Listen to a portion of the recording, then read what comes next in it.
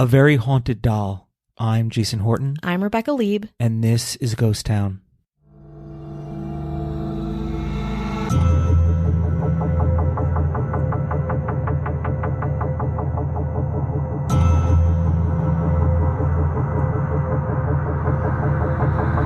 If you're from Key West or happen to have some kind of tie with the dreamy southern tip of Florida that Tennessee Williams and Ernest Hemingway once called home, you might be familiar with Robert, another famous resident who continues to bring a level of weirdness and haunted intrigue to this iconic island in the Strait of Florida. But this resident isn't exactly a famous writer or even a human.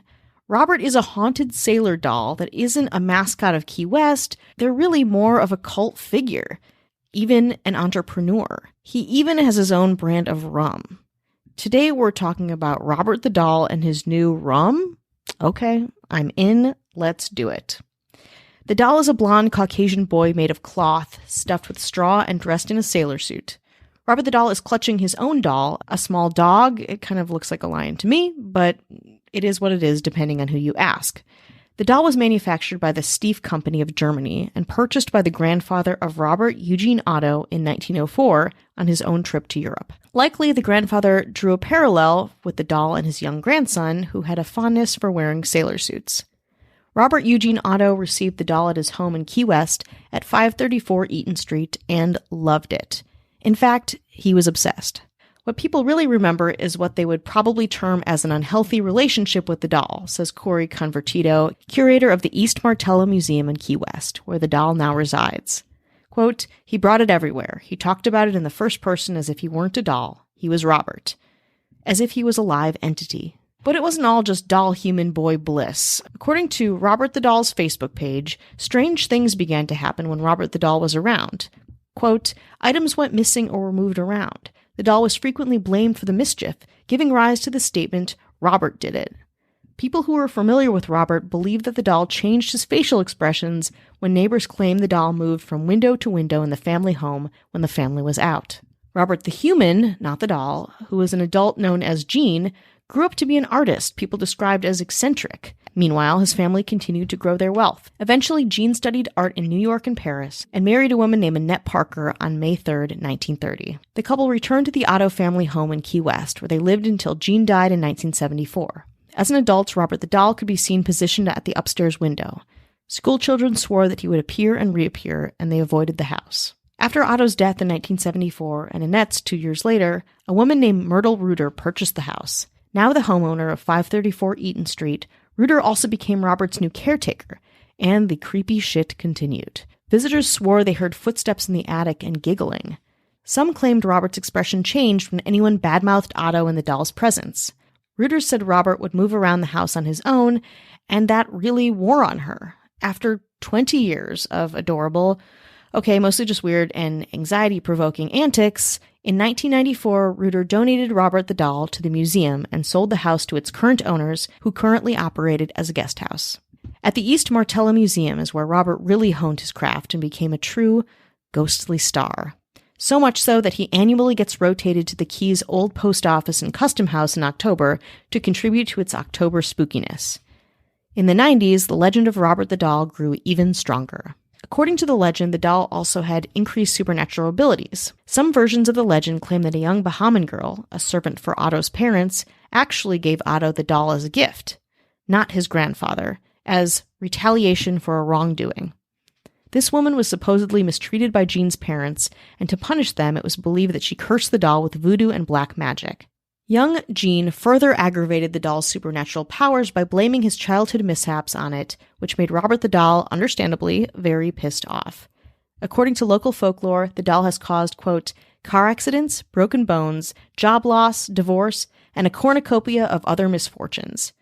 And museum visitors supposedly experience, quote, post-visit misfortunes for failing to respect Robert. Robert is now 118 years old and still lives at the Fort East Martello Museum in a brand new humidity-controlled, UV-filtered glass display case, which was recently donated by someone who is, quote, a fan of Robert's, says Convertito, again, the curator of the museum. But this new fancy case didn't make the doll behave. The museum still gets regular reports of evils attributed to the doll and fan mail in the form of actual mail and emails. Quote, "He gets probably 1 to 3 letters every day," says Convertito. "Mostly people who think bad things happened to them after they disrespected the doll in the museum. They write in, atoning for their sins, begging for forgiveness. Still, other letters ask him for advice, or for him to hex those who have wronged them. Convertito says they have received more than 1,000 letters over the years, which they keep and catalog. At some point, a story evolved that Robert had a sweet tooth, so people started leaving and sending him candy. Once he received a box containing 8 bags of peppermints, a card, and no return address. In case you're wondering, the museum staff does not consume treats sent to Robert. Guests have also left him money and occasionally joints. Quote, "It's completely inappropriate," says Convertito. "We are still a museum." I love it, though. And are we sure nobody at the museum smoked that joint? Come on. Think about it while we take a break. Now a bona fide local famous person, Robert decided to go mainstream, appearing on shows like Ghost Hunters' Deadly Artifacts, Haunted Possessions, and Haunted Museums. His display case is a popular spot on multiple ghost tours, and he even inspired a horror movie called, appropriately, Robert. He also has an online gift shop where fans can buy Robert dolls, shot glasses, and keychains. So where does a celebrity go when they've had movies made about them, their own merch shop, and a Wikipedia page? They make their own designer alcohol. Move over George Clooney and Kendall Jenner. Here comes Robert the Doll and his very gross-looking rum. Key West Art and Historical Society, Key West's first legal rum distillery, and Ghost Key West teamed up to create a rum that honors Robert, called Robert the Doll's Voodoo Spiced Red. According to the distiller's website, the rum is, quote, "made with all natural ingredients and pure Florida cane sugar. The rum is finished with the same spices used traditionally in Key West voodoo rituals. The red glow comes from all-natural cinnamon that creates the appearance of flames in the sunlight. In the dark, voodoo spices blend with the rum to create a smooth finish that warms the tongue and soothes even the darkest of souls. Each bottle is made on the same island Robert the Doll calls home. Many of the bottles spend the night locked in the room with Robert the Doll at his haunted Fort East Martello Museum. Each small batch is chef-distilled and hand-labeled in the southernmost city in the continental United States. The rum is best served chilled, and you should always make sure Robert the Doll gets the first sip." I searched around, and I can't really find the price because it's only sold in Florida, and they're being very withholding on their websites. But obviously, if you get your hands on this rum, anyone who is listening, I beg you to tell me how bad it tastes so I don't spend a ton of money trying to track a bottle down myself. Or maybe I'll just write to Robert the Doll, go to the source to see if he can't pull some ghostly strings.